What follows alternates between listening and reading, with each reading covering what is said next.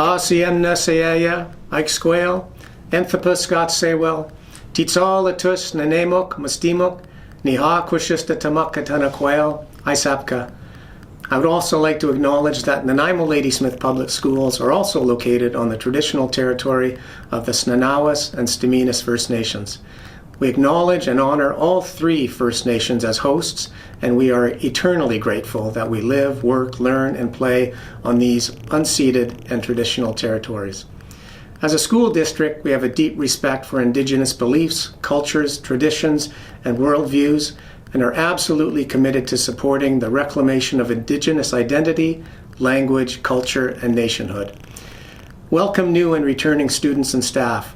I hope you've had a wonderful summer and have settled into the school year ready and willing to take on the challenges ahead. There's a fair bit of information I'd like to share with you at this time, so please take a few minutes to watch this video featuring several district staff who have been sharing important updates from their respective departments. Welcome back. Throughout the year, the community has responded well to curb the effects of the global pandemic. Our schools, with the help of the community, have quickly adopted the health and safety measures set out by the BC Centre for Disease Control and the Ministry of Education. The district's communicable disease plan can be found on our COVID-19 webpage. The link is on the screen.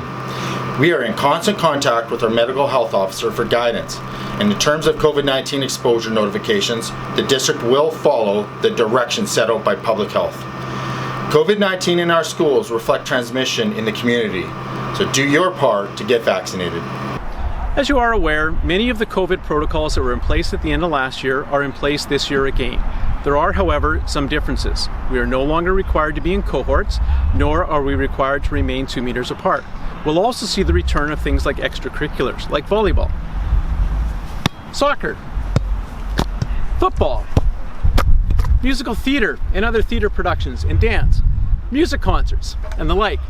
Cafeterias will also be up and running like they were before. We know that some families will be hesitant and will need to transition slowly to a more open future. At this time of year, parents often wonder why elementary students don't go immediately into their regular classrooms for the school year. Well, at this time of year, August, September, student registrations and transfers increase a lot. This means that student numbers at each school can be somewhat uncertain. An increase or decrease in student numbers at a school could mean that a class, division, or teacher could be added, removed, or there could be significant changes made to grade groupings. We often don't know what these numbers are going to be until after school has officially started. So in the first week of September, staff uses this time in 2 ways. 1, school-wide activities are created to build community that may include school expectations, practices, values, and establishing who they are as a school community. 2, staff can continue careful observation to ensure, as best they can, that students are placed in the best possible classroom setting. As we know, children can bond quickly to adults in their lives, so we want to keep changes to a minimum.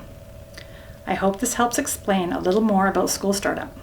We of course thank you for your patience and understanding through this process every year.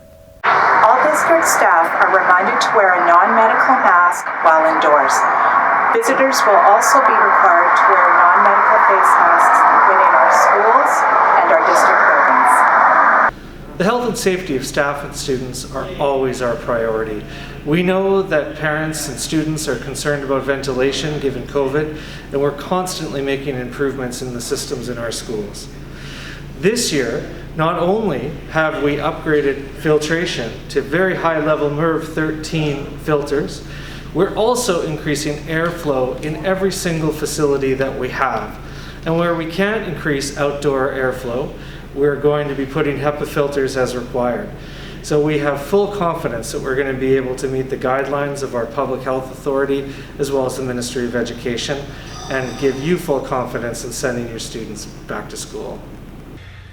Throughout the school year, the district and your child's school will be sending information home and may do so in a variety of ways. Oftentimes, these are messages you don't want to miss.